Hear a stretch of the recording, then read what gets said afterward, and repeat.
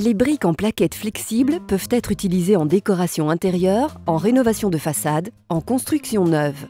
Elles permettent de réaliser des motifs de maçonnerie qui imitent, à s'y méprendre, les techniques architecturales classiques.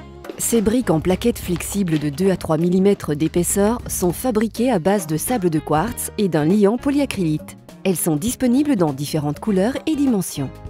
La couleur choisie pour la colle de pose sera très importante car elle déterminera la couleur du joint.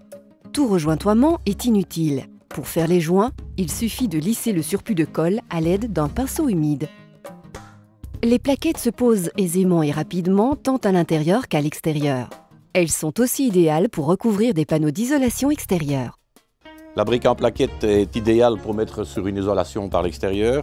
Pourquoi? Parce que c'est une faible épaisseur, c'est un faible poids et une étanchéité aux pluies. Alors pour isoler par l'extérieur, on prend éventuellement des panneaux de polystyrène expansés qui seront chevillés et encollés suivant le cas. On l'arme avec un mortier-colle, on renforce avec une trame fibre de verre, on encolle la colle des plaquettes, on pose les plaquettes et le travail est terminé. Il est primordial que le support soit solide et porteur. C'est ainsi que ces anciens montants de grilles et ce mur de jardin décrépit seront d'abord égalisés avec un mortier. Pour une bonne adhésion de la colle de pose des plaquettes sur un mur peint, il est indispensable d'appliquer d'abord un primeur. Après la pose de ce primeur, la surface peut être encollée.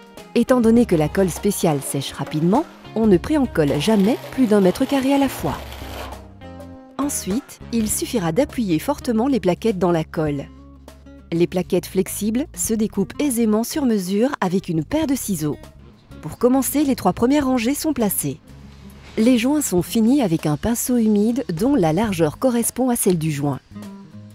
Il faut commencer par les joints verticaux, puis par les horizontaux. Ceux-ci seront faits dans la colle encore humide après placement de maximum 1 mètre carré de plaquettes. Pour l'obtention d'une maçonnerie parfaite, il existe des briques en plaquettes de coin. Les briques en plaquettes se fixent instantanément dans la colle, elles sont étanches aux pluies, permettent les évaporations d'eau, sont solides, résistantes au choc et lavables. Elles peuvent être peintes si nécessaire. Elastolite, la brique en plaquettes flexibles. www.briqualbo.com